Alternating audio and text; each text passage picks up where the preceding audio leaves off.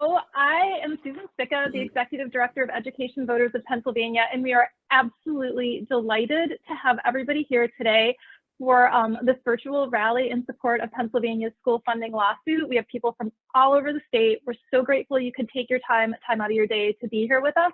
So before we really get started, I want to go over a few housekeeping things. First, if everybody can be on mute, that would be super helpful. Everybody other than the speakers, please put yourselves on mute.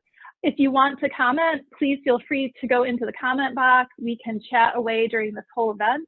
But please keep in mind, we have a 7th grade class from Scranton. So we have some young people who are here who will be in the chat with us. And then we also have some reporters who are on. So please make sure that when you're putting things in the chat, you're kind of keeping in mind who else is in the room. And we are super excited to have our 7th graders here with us today. So, yep, make sure you put yourselves on. Yo, look at all of you, yay, 7th graders. So I was asked, make sure you're on mute. So we're here today because for the past 6 weeks, we have been hearing heartbreaking stories that have been coming out of underfunded schools during this trial testimony. We've heard about really young children having accidents in school because they have to wait in line to use a single toilet that is shared by 125 kids. We have heard about a teacher doing her best to make a concrete cinder block closet that has no ventilation into an inviting learning space for children. We've heard about a reading specialist who is trying to meet the needs of 1,200 students by herself. We've seen superintendents and teachers, these individuals who have dedicated their lives to educating our children. We've seen them break down in tears on the stand underneath the weight of the responsibility they have. And then we heard from John Krill, the lawyer for Pennsylvania's top Republican Senator Jake Corman, who during his testimony, he was questioning a rural superintendent and they were talking about test scores. And the rural superintendent from Otto Eldred School District in McKean County said our test scores are, unacceptably low, to indicate that they didn't have the resources they needed to be able to provide students with the quality education they needed. And then Mr. Krill comes out with this. What use would a carpenter have for biology? What use would someone on the McDonald's career track have for Algebra 1?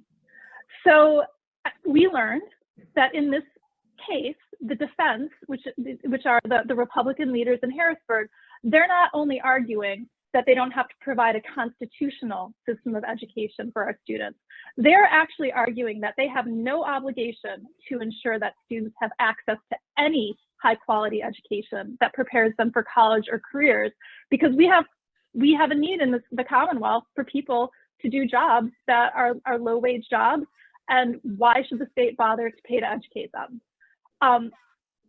So this is what we are up against. We are up against lawmakers who would never allow their children to learn in the conditions that we are hearing about. We are up against these same lawmakers saying out loud that no child, wherever they live, and when we're talking about these children, we're talking about children who are poor, mostly children who live in poor areas, and many children of color, that they just don't deserve any kind of quality of education. So that is why we are here today. That is why we need to come together in every corner of the state and lift our voices up together and demand much better from Harrisburg, because this lawsuit is one step in the process, but nothing in Harrisburg is going to change if we don't demand it from our lawmakers. So we need to talk to our friends and our neighbors. We need to be out in our communities, and we need to take action. So I'm thrilled that you are here with us today.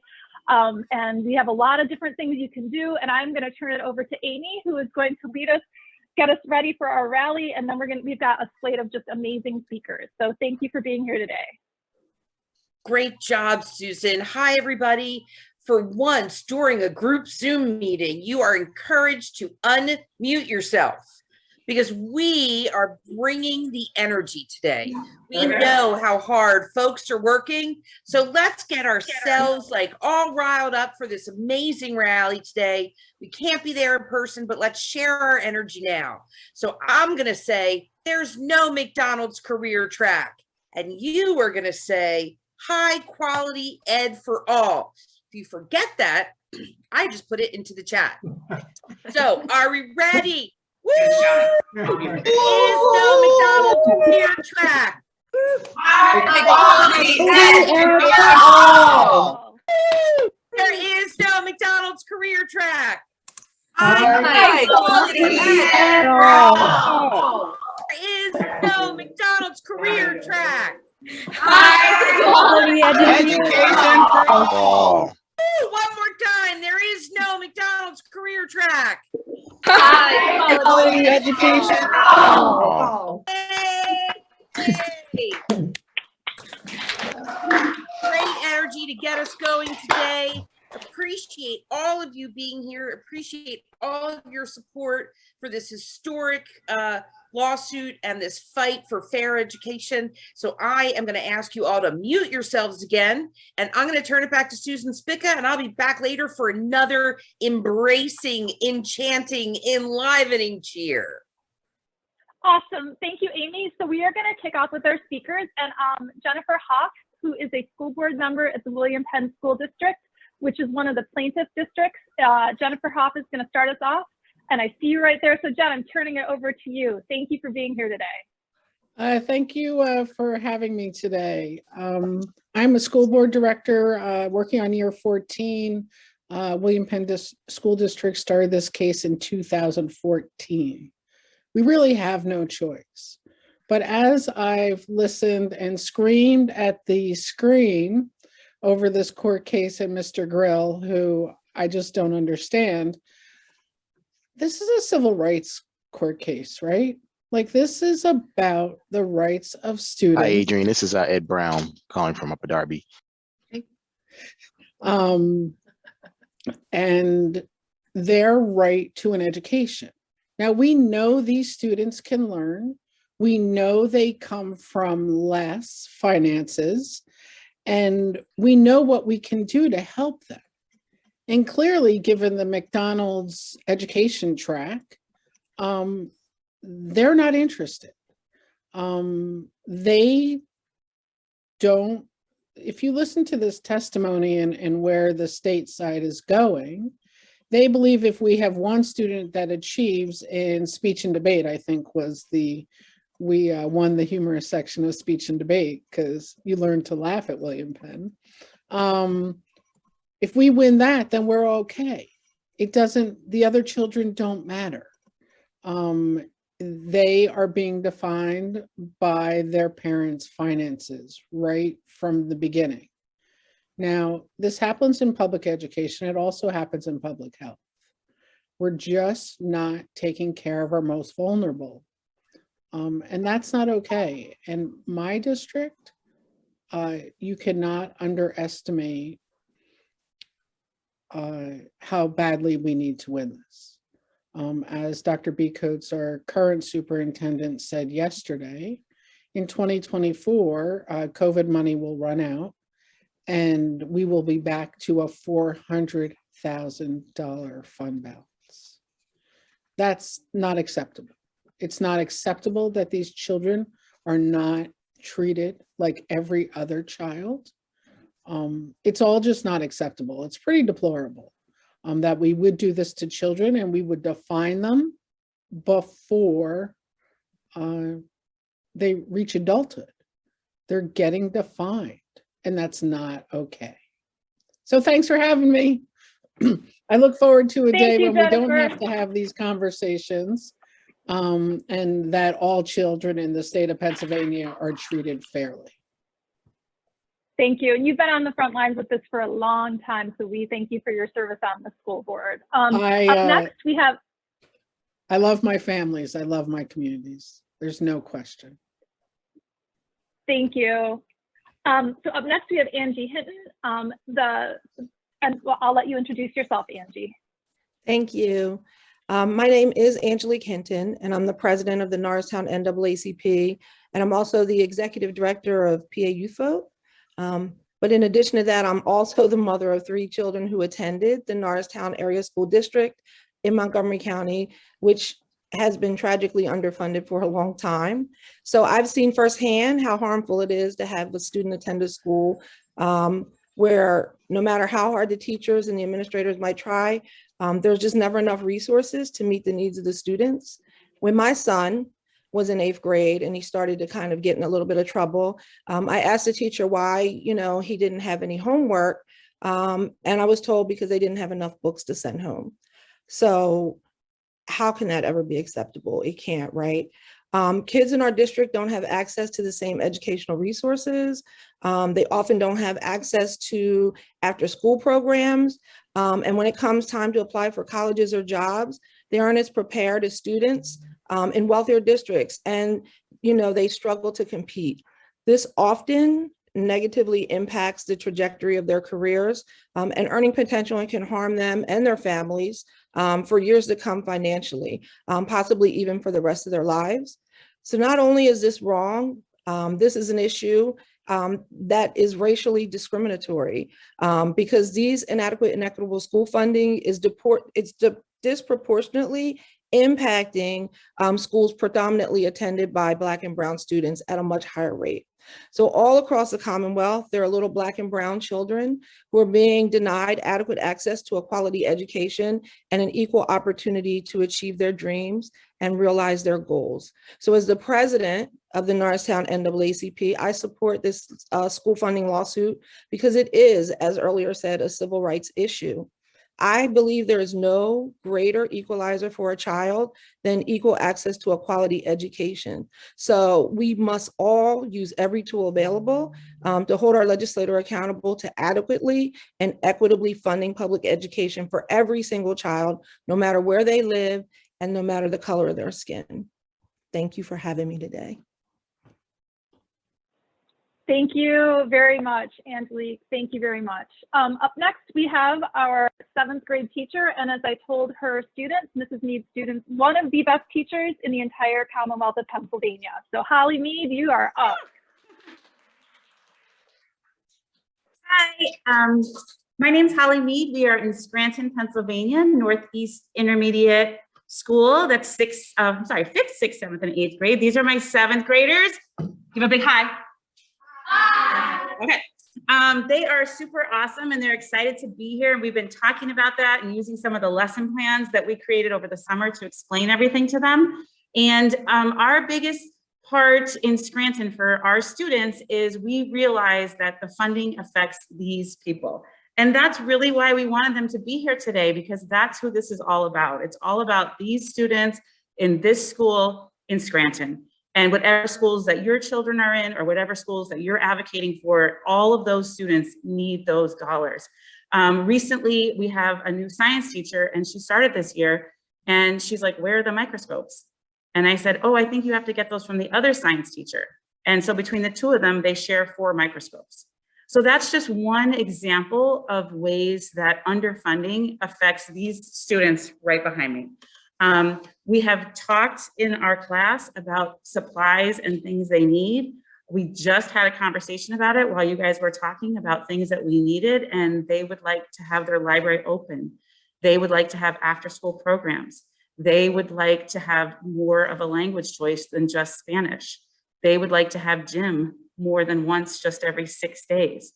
They would like to have more related arts in their cycle except for 1 a day. So they have tons of things to say. I wasn't going to bring this up, but at the end, if we can't get into the trial, you might be able to ask 1 or 2 of them, might want to share a question or share some what funding means to them. Because I think when you hear it from the mouth of babes, it carries a lot more weight than adults sometimes. So I love these kids. They're awesome. I'm super excited. And I'm hoping that we can bring more money to every school district in Scranton. And none of these kids or any of my students are on that McDonald's track, just so you know. Okay. You guys want to say anything? How about, thanks for having us. Thanks for having us. Okay. All right. Bye. Great. Thank you for being here. And I think the trial is actually going to be starting late. So let's hope that we can hear from some students before we sign off here today. And so our next speaker is Jackie Huff, who is a school board member in State College Area School District. All right, good afternoon, everyone. My name is Jackie Huff, and I'm one of the newer members of the State College Area School Board in Center County. Last night, our board signed a fair funding resolution to support the legislative action being taken against the state. And right before the vote, I had my proudest moment yet as a board member when our student liaison, who was sitting in the board meeting, stood up and said, the students are really glad that you guys are considering this resolution. Many people in the state know that education funding is inadequate and inequitable. But generally, those of us in districts who are lucky enough to have a property tax base to draw from don't have to bear witness to how inequitable it is. This case has forced us to bear witness to these facts, and we are not going to turn away, even if it is uncomfortable and infuriating. Our students and our board, we all want to live in a Pennsylvania where all students receive a thorough and efficient education. We've come together to end the perpetual inequities that plague our educational system, that have worked to narrow and limit the futures of many students, especially students of color. We will not back down, and we will not give up. We will work until all students are granted the education they are worthy of, because every student is worthy.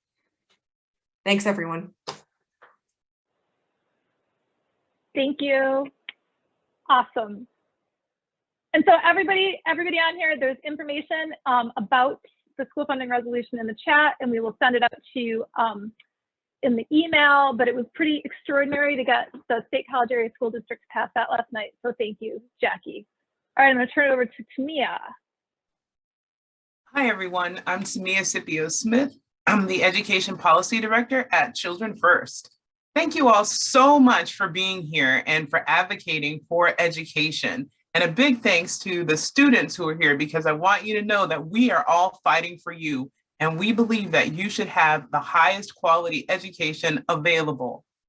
In addition to our speakers, we have a number of supporters who are also here. There are many lawmakers who support the education funding lawsuit and who are fighting to make sure that you have that thorough and efficient education that we talk so much about. There are also school board members that are here from the school district of Philadelphia, which is currently the school district that's testifying today to say that students need more. So I'll give a shout out to School Board President Joyce Wilkerson and School Board Vice President Angie Hinton, as well as School Board Member Mallory Fix-Lopez and School Board Member Lisa Sally. Also, Upper Darby School Board President Ed Brown is here.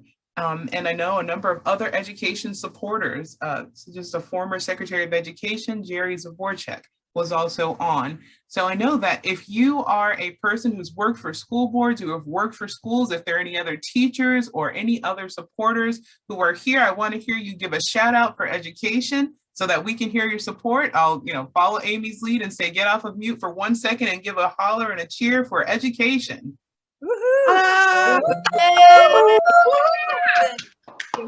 For art. Yes, a holler and a cheer for education and for our students.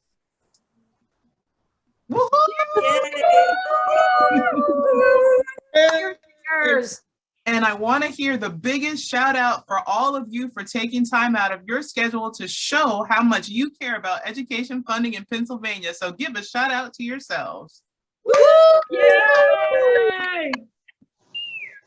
All right. Well, thanks so much. With that, I'll turn the program over to our next speaker, Ms. Karen Downer.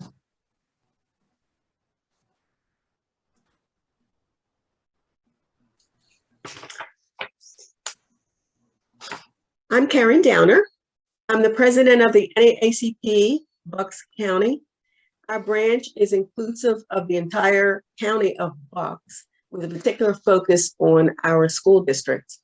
NAACP State Conference is a named petitioner in the lawsuit, and we are, of course, supporters. So, greetings from NAACP Bucks County. There are 500 school districts in the state of Pennsylvania. What a jolt to know that 277 districts that include urban, suburban, and rural areas of this state need over $2,000 in additional funding to support their students' learning needs and to graduate them prepared to compete in our economy. From the day of the inception of the NAACP in 1909, we understood that education was critical to our future. Every Black student deserves access to great teaching, equitable resources, and a safe learning environment from grade school classrooms to college campuses. Black students matter, and working on their behalf has never been more urgent. Today, 71% of children experiencing poverty are children of color. Our education systems are collapsing under inequity, and it's mostly because of poverty. Students who experience severe economic obstacles perform worse than students who have access to more wealth. I am from Bucks County. I am in the lower Bucks County area. I have been to school districts in Upper Bucks and was amazed at the beautiful buildings, large classrooms, wonderful libraries, stadiums, gyms, and auditoriums. I knew there was a difference between Upper and Lower Bucks, and that Upper Bucks has a higher tax base. However, you would be shocked to know that of the 13 school districts in Bucks County, only 3 are funded at capacity. In Bucks County, school funding ranges from $30,144 per student in the New Hope Soulberry School District to $14,613 per student in Bristol Borough. The greatest funding disparity shortfalls are Bristol Borough, $5,182. Bristol Township, $4,397. Morrisville Borough, $3,183, and Ben Salem Township at $2,669. These are the school districts with the highest percentage of minorities in the county, but with the greatest gaps in academic outcomes in math, science, reading, and standardized test scores.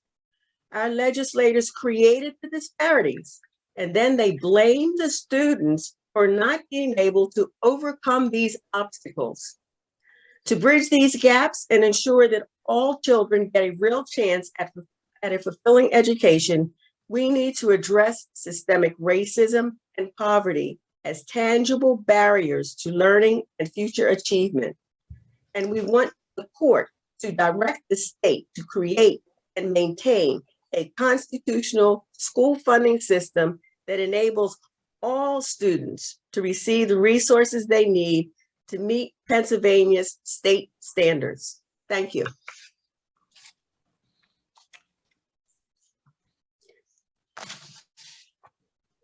Do I announce our next speaker, Susan Noel? Hi, everybody. My name is Susan Noel. Good afternoon. I am the parent of a 7th grader. I'm so happy that you all are here. You all rock. In the school district of Lancaster.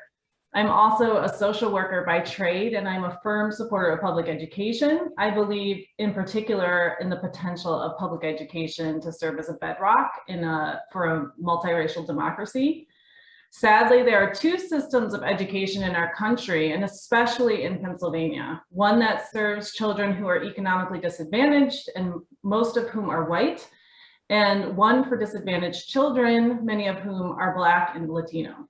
In many ways, the way that we fund our public education system is operating exactly as it was designed to allow children of the powerful and affluent myriad opportunities while limiting opportunities for the children in school districts like my own. This 2-tiered system has accurately been described as educational apartheid. Not only does it harm millions of children, but it also has a negative impact on all of us. When children in our communities are not allowed the opportunity to flourish, we all suffer.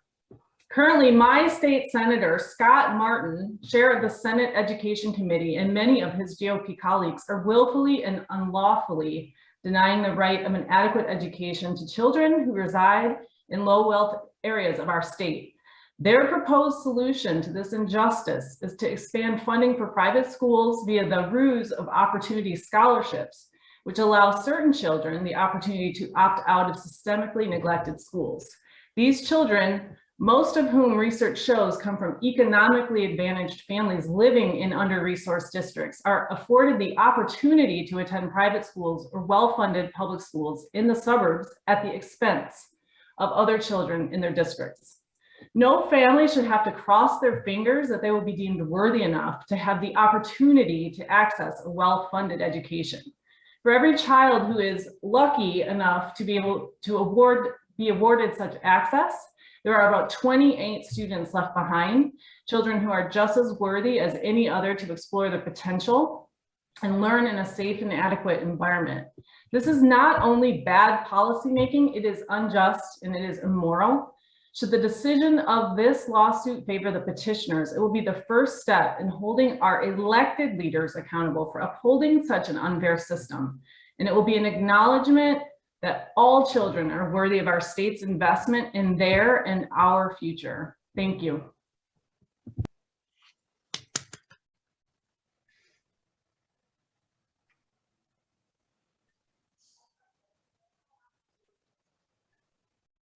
Thank you, Susan. Okay, up next, we have Philip Daniels from Norristown. Thank you, Tamia. First, it's an honor to be here with everybody who's so committed to this issue and seeing this through. I'm especially honored to be here with Angelique Hinton from the Norristown area and Dr. Monica D'Antonio, my VP. So Phil Daniels, president of the Norristown Area School Board. Let me just start by giving you a number: $15 million annually. That's the current estimate for what Norristown Area School District is owed every year under what ought to be a thorough and efficient state funding mechanism. $15 million every year. It's educational apartheid. In all of the proceedings and the political drama surrounding fair funding, it's easy to lose sight of what those dollars mean to districts like ours. We have higher special needs than the state average, so it would mean a thorough and efficient level of paraprofessional and special education support. With the longer term impacts of COVID coming to the fore, it would mean a thorough and efficient team of mental health professionals to support kids who are even more at risk now than they were before COVID. With $15 million, we could hire 80 to 90 additional teachers annually. That's how big the gap is today. Our student-teacher ratio should be much closer to those in other districts. And that's just the programming, support, and curriculum delivery. We haven't even addressed infrastructure yet. Our neighboring districts are both building brand new and very impressive schools, while NASD is replacing the original cafeteria in the high school from 1972. Do you want to know how old that is? Look at me. I was 2 years old when that cafeteria was built. The retroactive dollars that are owed to our district conservatively run past $90 million over the past 6 or 7 years. This is a civil rights issue, no doubt. And finally, just let me say that it's not complicated. Every child in this Commonwealth deserves the same quality of education, no matter their zip code, full stop. Fix this now, show me the money.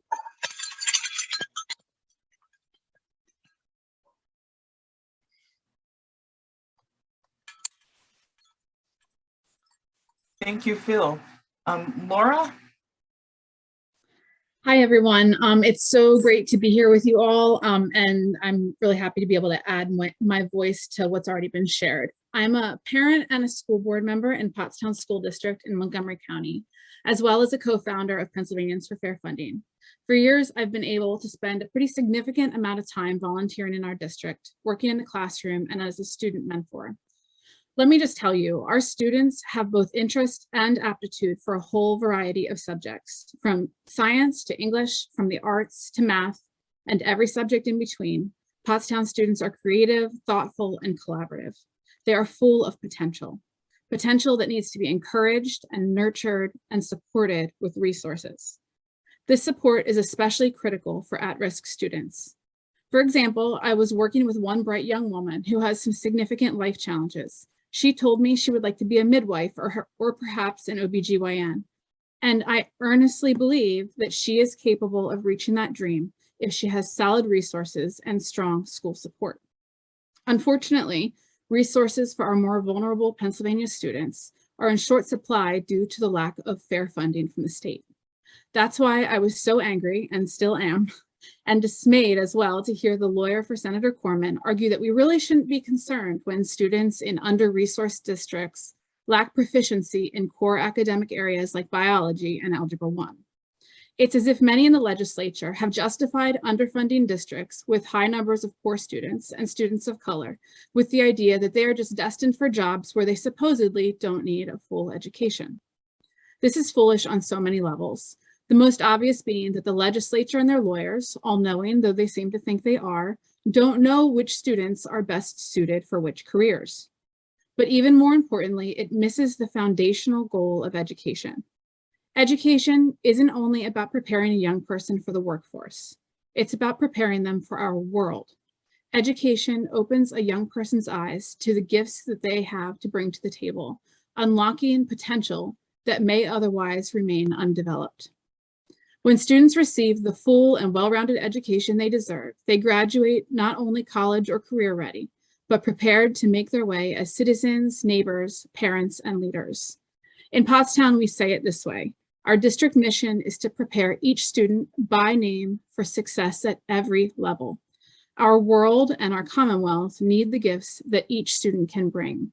Not at all to be a cog in the wheel of the workforce, but to be healthy, thriving members at every level of society.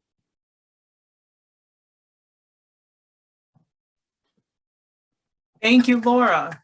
And now I want to acknowledge other folks that have joined on or who are here supporting education as well. I see that Representative Briggs is on. So thank you for signing up and being here and supporting education, as well as a number of other school board presidents and school board members. So let me acknowledge them as well. School board President Yanni from Scranton, as well as school directors Fox, Gilmartin, Clearly, and Holmes. Norristown School Board member Chris Jaramillo, as well as PARS, the Pennsylvania Association of Rural Schools President Ed Albert. So thank you for all being very committed and jumping on and supporting education. We appreciate all that you do. And with that, I will turn this program to Amy to get more in the spirit of yelling and supporting public education. Woo! What an amazing, amazing, powerful group of speakers we had today. I hope all of you are feeling a little inspired and a little outraged, because that's what's going to take to make this better for all of our kids.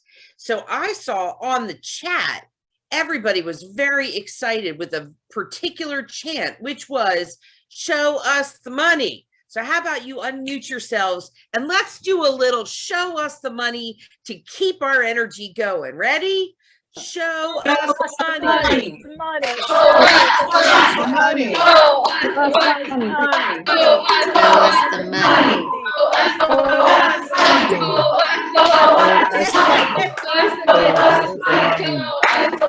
Show us the money.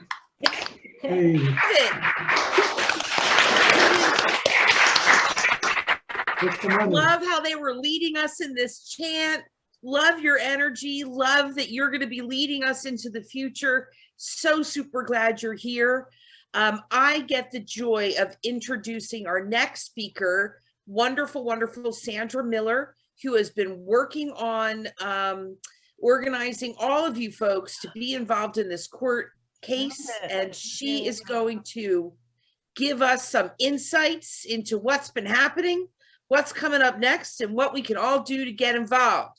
So Sandra, we've been showing you the money, so now show us the court case. Thank you so much, Amy. Just, wanted to thank everybody for coming and all the support. I'm the advocacy coordinator for Education Voters PA, and I've been working with Ed Voters and Children's First, setting up opportunities for us to watch the trial.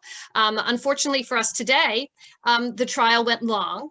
So the trial isn't in session for us to be able to do that. But I would just give you a little bit of background. So far, who we've had testify, we've had we have 6 school districts that are petitioners in the lawsuit.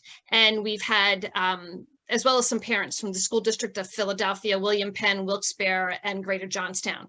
So far, we've also had expert witnesses that outlined the history of funding in PA, and they've outlined the adequacy shortfalls through researchers. And we've also had some really good information about how important early childhood education is. Today, we actually are having the opportunity, if you want to log in, we will make sure you have the link. Dr. Haidt from the School District of Philadelphia is testifying. He went long into the 12 o'clock hour. So we are going to go right now to speak to Sharon Ward. Sharon Ward is a representative of the Education Law Center, and we are so pleased that she took time out today to come and join us. Sharon, can you join us, please? Sure, happy to do so. Thanks a lot. Thanks very much, Sandra, and thanks everybody. And we're so glad to see you here today. So my purpose is to give you a little bit of an overview and update of the trial, where we're going, where we've been, and where we're going. So let me start by saying that we are entering the third month of the school funding trial. Think about that. We've been at this for 2 solid months, and we are going strong, and we're going to go until the end.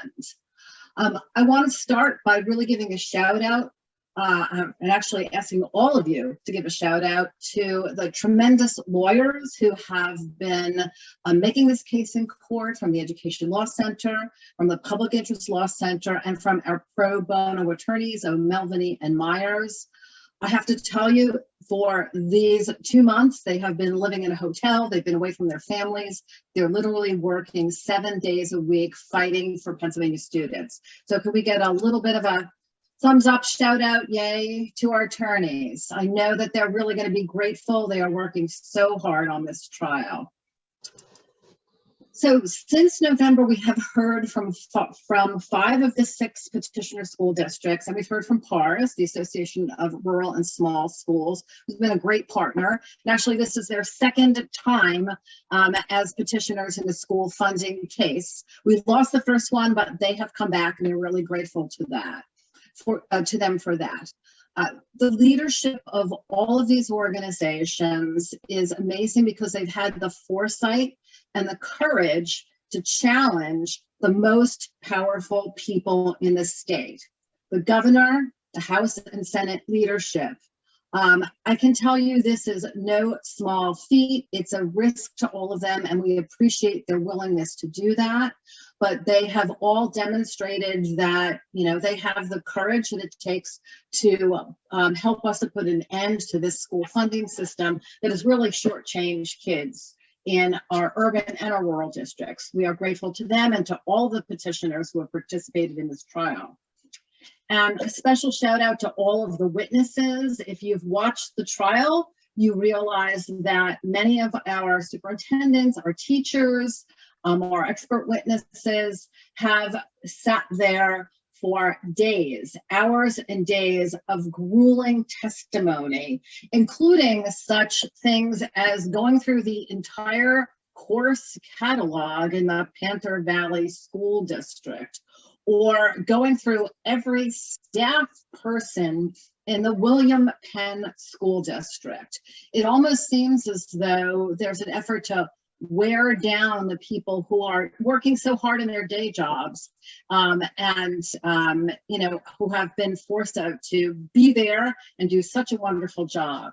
But I think what's really important is that the trial has provided a window into our schools and really has allowed us to see the tremendous juggling acts that the leaders of the poor school districts, in fact, all of our school districts, but particularly our poor school districts, have had to engage in, and the really impossible choices that they have had to make.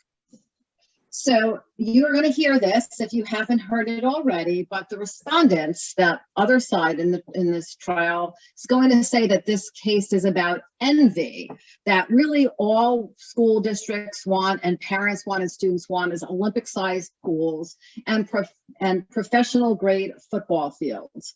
But if you have watched any of this trial, you realize that the truth is so much different. We are struggling for basics.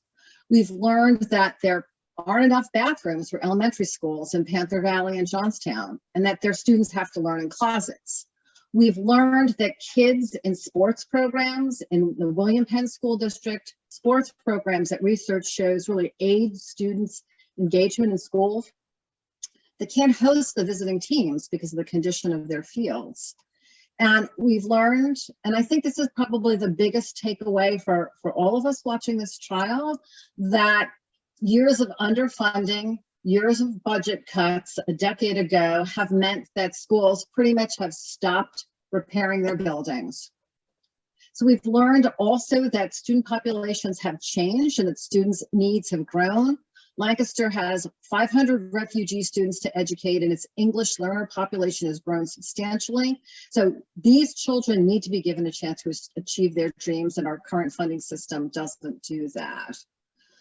And if you listen to Dr. Haidt testify this morning, you've learned about the sheer size of the problem in Philadelphia and the challenges that they have there in providing enough resources for students. They have more than 2,000 students in foster care. They have more than 2,000 students experiencing homelessness. There are 22,000 students with disabilities in Philadelphia, which is more students than in our next largest school district. We also learned from expert witness Derek Black that the people who put the thorough and efficient clause in the state constitution didn't trust the politicians to fund their schools. And they told them that they had to spend $1 million, a huge amount of money in those days, by putting it in the Constitution. So I guess really what we've learned through this trial so far is that some things never change. So we've learned from Professor Matt Kelly that based on the state's own calculations, we're underfunded by at least $4.6 billion. And we've learned that economically disadvantaged students, Black and Latinx students, perform better when they go to higher wealth, better funded school districts.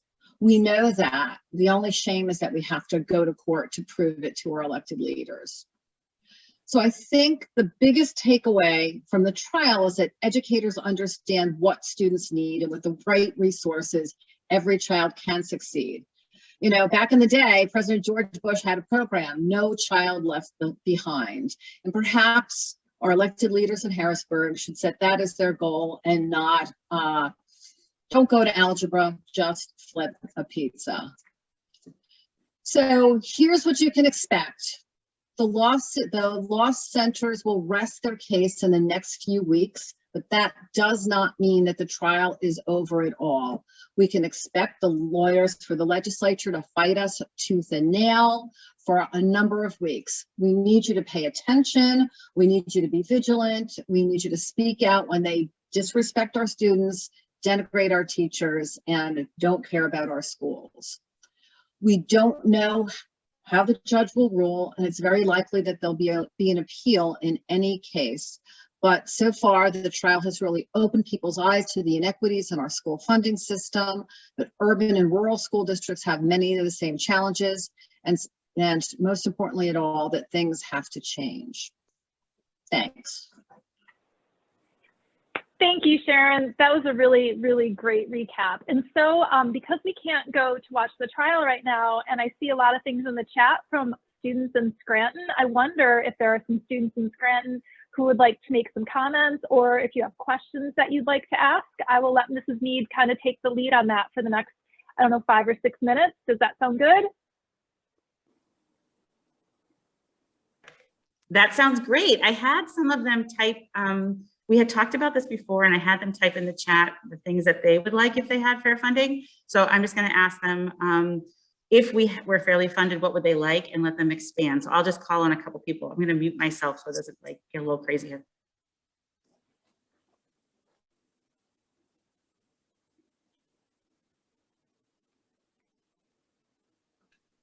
Okay, let me call on a couple kids to answer some questions. Okay. All right, who wants to, Erin, you want to go? Okay, so this is Erin, and introduce yourself, Erin. Tell them your name, your grade, and tell them what you would like and why. Hi, I'm Erin. I'm in seventh grade, and I think that we should have like more specials in the day.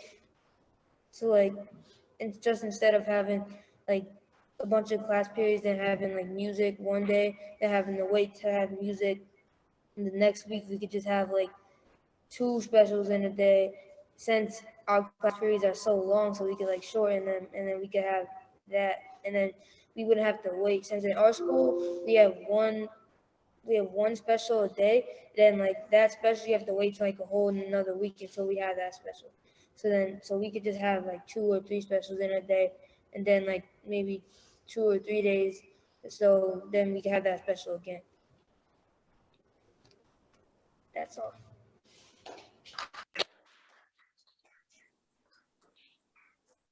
Thanks, Erin. Okay, who would like to go next? Geneva? Okay, go ahead.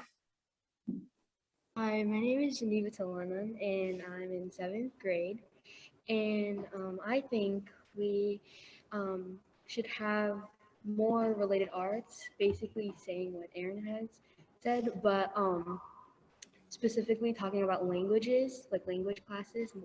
I think we should have more language classes because we should have the option to pick what language we want to learn about and like want to speak.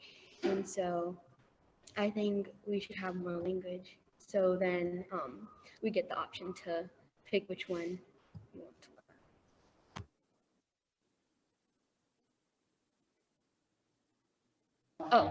learn. Right now we only have Spanish, but it's like it's a related art. It's not an actual class. It's basically, it goes with like gym and art and music. So like we have to, it's like we didn't get to pick it. We just had to like, they just gave us Spanish, and we only have it once a week. So it would be nice if it was like an actual class and we had more options.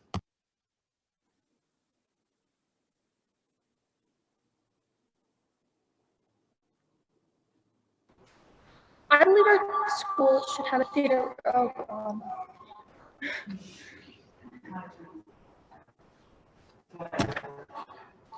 I believe our school should have a theater program. Many other schools have a theater program, but I feel it isn't fair that we do not. Theater is a great way for one to express themselves and have fun. Many of the programs here in Scranton cost a high amount of money, and many cannot afford it. Therefore, I feel that a theater program in the Scranton School District would be a great improvement to our schools.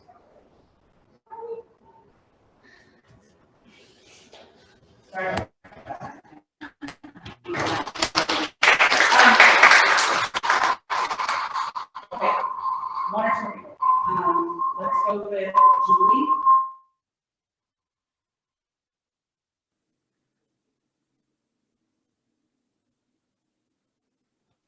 Hi, my name is Julie, and I think we should definitely have the library back because, well, actually, it wasn't my idea, it was actually my classmate Gio, and since he's not participating, I will do, actually, he wanted to participate, I'm just helping him.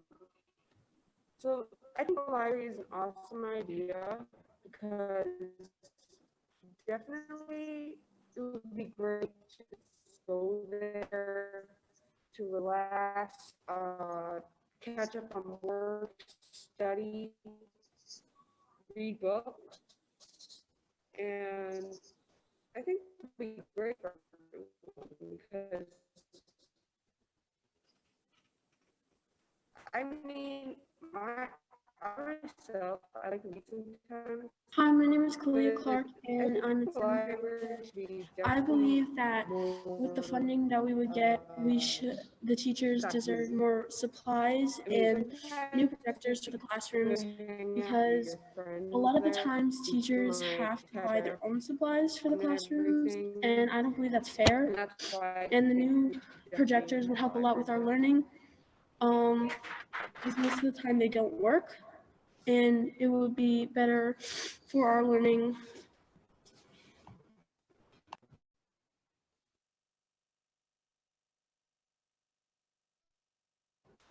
Hi, I'm Annalise Manley. I'm in 7th grade, and I think the special ed teachers should get more supplies.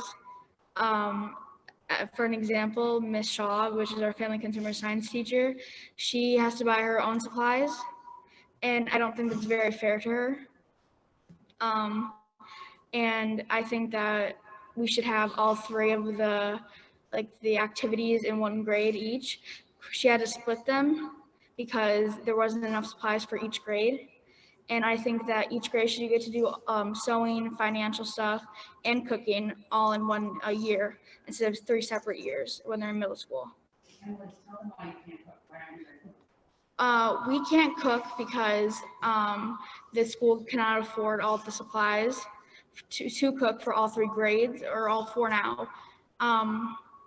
But since they cannot afford them, they had to split them into 3. So 6th grade does financial, us 7th graders do what's it called, sewing, and 8th graders do cooking. And I think it'd be fair if all three grade got to do all 3 at 1 year.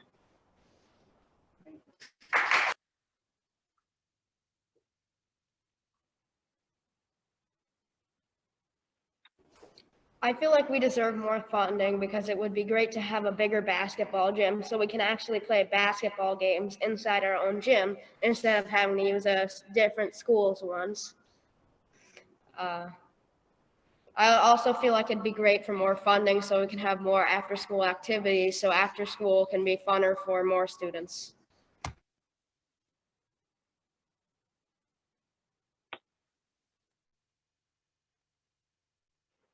Okay, is that it for our 7th graders, Holly, Mrs. Mead, or are there more?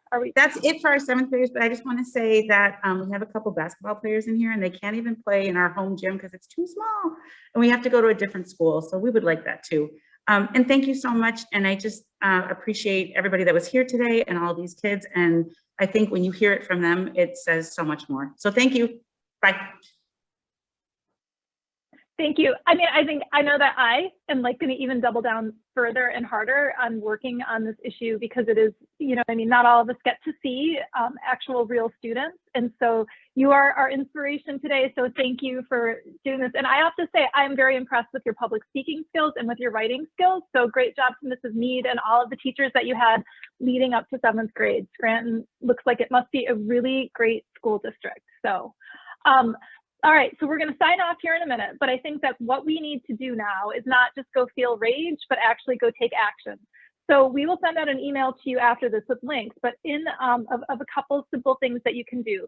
The first thing is we set up a little really easy letter that you can send to your lawmakers telling them that you support the school funding lawsuit. Depending on who your lawmaker is, you'll either get back a very good and sympathetic, yes, I agree with you response, or you will get back very likely a very lame, upsetting response from your lawmaker who says, I've already funded schools. I vote for increases in funding every single year. We're doing everything great. So I think it's a really good way for all of us to engage with our lawmakers, to let them know we're watching the trial and to get them to say something kind of back to a constituent about how they feel they are funding our schools. So in the chat, I put that link, but you can also, we'll send it to you in the email. The other thing that would be wonderful is if you would be willing to ask your school board to pass a resolution in support of the school funding lawsuit. So we probably have 15 or 20 school districts where this has happened. It's really easy. It's all set up. I can mail you handouts. I can mail you information. We can mail you comments. So whatever you need, we can provide to you. This happened in the Huntington School District, and I think we have a reporter from Huntington who's joined us today. It is a really important way to be able to share with your community what is happening with the school funding lawsuit, and chances are very good that you are in a school district that is missing out on funding. A lot of times school boards are going to start to go into budget season and they're going to have to make really difficult choices. They're going to have to make cuts or they're going to have to raise taxes. And the reason they're making cuts and raising taxes is because our state lawmakers have not provided our districts with adequate funding. And local people who get mad at school boards need to take all that anger and they need to direct it to our lawmakers who need to fix the system, because our school board directors can't fix this on their own. They have to take the funding they have and they have to do the best they can with it. And a lot of times the choices they have to make hurt kids. So we will ask you if you would ask your school board to pass a resolution. And then we as voters and Children First are on Twitter. We are following the trial and we are live tweeting this. So if you are on Twitter, it was really a really super easy way for you to be engaged is to just watch the Twitter feeds and just retweet, and then that will help show your networks you know, what's going on in the trial and help engage more people, and also following the law centers on Twitter. And again, the best place you can go for all of this information is just www.fundourschools.pa.org. That is where you can watch the trial every day. All of us should just get up in the morning, click on the trial, and have it running on the back on our computers in the background. You know, you can tune in and tune out, but if we have it on, then we can see what's going on. And then you can find daily recaps at Fund Our Schools PA. That's been put together by the law centers, so it's like your one-stop shopping source for everything lawsuit related. So those are the things you can do. You'll get an email from us probably tomorrow morning. I am delighted that everyone has been here, so thank you for being with us. And I'm going to turn it over to Tamia for us to sign us all off. All right, thank you, Susan. I'm so enthusiastic to have you all here today. It's amazing that you took time out of your day to support our students, and such an amazing experience for our students to be here so that we do not forget who we are fighting for. So just a reminder, it's the year 2022. 75 kindergartners are sharing one toilet in Panther Valley. 1,200 students have 2 reading specialists in Greater Johnstown. 10,000 plus students are served by 0 math interventionists in Lancaster.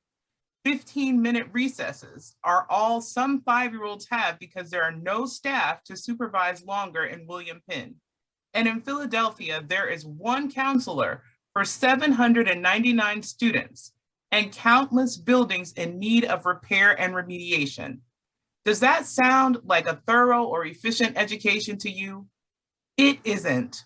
Not in Panther Valley, Greater Johnstown, Lancaster, William Penn, Philadelphia, or in any of the school districts across the state that are struggling to meet students' needs. There is no McDonald's career track. There are students. Pennsylvania students are students. When the state supports the needs of some students, nurtures their potential, and invests in them like they will become the state's employers, CEOs, and leaders, but ask the educators of other students, what use would someone on the McDonald's career track have for Algebra 1? Then there is something gravely wrong in how we perceive education, and who has the right to be educated thoroughly and efficiently. A constitutional wrong that must be made right. Our students deserve that. The Constitution promises them that. Ensuring that our students have adequate and equitable funding and providing them all with the resources they need to succeed is clearly the right thing to do. And it's the smart thing to do because our students will leave school, join the workforce, and will continue to shape our economy. Every year, Pennsylvania's retirement age population grows by 61,000 people. The Commonwealth's working age population, ages 25 to 64, is expected to decline every year to at least 2030, according to the National Association of Workforce Boards. With access to a thorough and efficient education, our students will become the skilled workforce that our state's employers are seeking. That's just not limited to some students.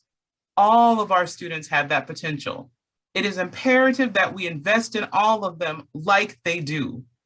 Thank you again for joining us this afternoon. Thank you to our speakers from across the state for supporting our students. Thank you for joining us and for your active support of this historic trial for the thorough and efficient education funding. We encourage you to stay on. If the lawsuit is back on, if not, we encourage you to tune in every day, fundourschoolspa.org, and encourage others to do the same. May I please add a point? Let's see, who was that speaking? Stephen Hefner. Hi, has anyone from the group been following or mindful of the Fund Students Not Systems movement that's brewing, and of a young gentleman by the name of Corey DeAngelis, who is Yep.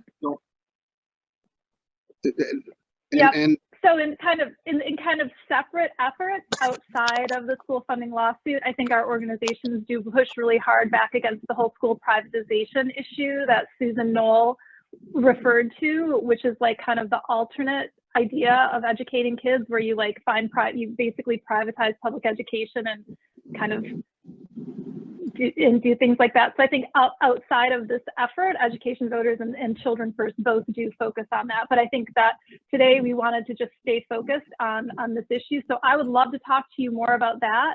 I'm going to put my email in the chat, and then I'd love to kind of share more efforts outside of the lawsuit with you about that. Does that sound good?